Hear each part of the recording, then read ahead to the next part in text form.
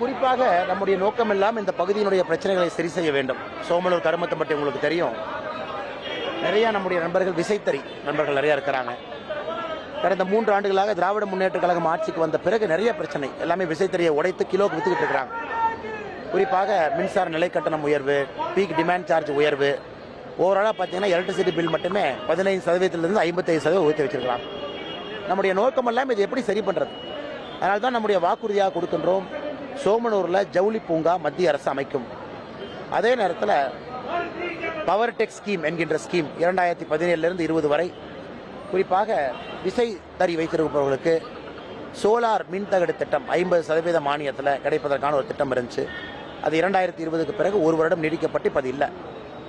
அப்போ இருந்த எம்பி எல்லாம் இதை ஆர்வமாக எடுத்து செயல்படுத்தலைங்க. இன்னைக்கு பிரச்சனைக்கெல்லாம் அடிப்படை காரணம் மத்திய அரசுடைய திட்டம் கொடுத்தும் கூட செயல்படுத்துவதற்கு இங்கே சுணக்கம் காட்டியிருந்தார்.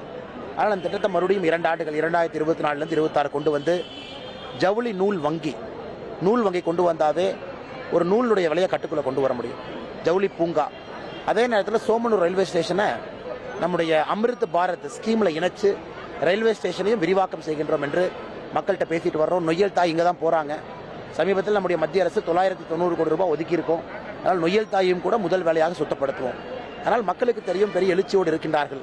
மக்களுக்கு இந்த பிரச்சனையெல்லாம் தீர்க்க முடியும்னா பாரதிய ஜனதா கட்சி மட்டும்தான் தீர்க்க முடியும் என்பதிலே முழு மனதோடு நம்புகின்றார்கள். அந்த நம்பிக்கைக்கு பாத்திரமாக இதை செய்து காட்டுவோம்.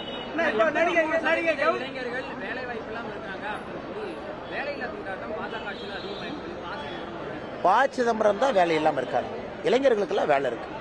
ப. சிதம்பரமும் அவருடைய குடும்பமும் வேலை இல்லாமல் இருக்காங்க. அதனால என்ன பண்றதுன்னு தெரியாமல் சுத்திட்டு இருக்காங்க. இளைஞர்கள் எல்லாம் வேலையோடு இருக்காங்க. ப. சிதம்பரத்தினுடைய தலைவராக இருக்கக்கூடிய ராகுல் காந்தி அவரும் வேலை இல்லாமல் இருக்காங்க.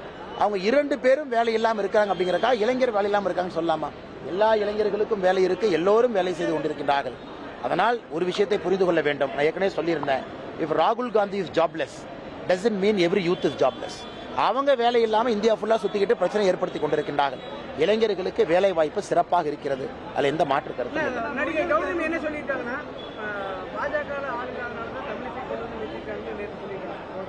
தெரியலங்கண்ணா. அவங்ககிட்ட தான் நீங்க கேட்கணும். சரிங்கண்ணா, அண்ணா சத்தமா சொல்லுங்கண்ணா.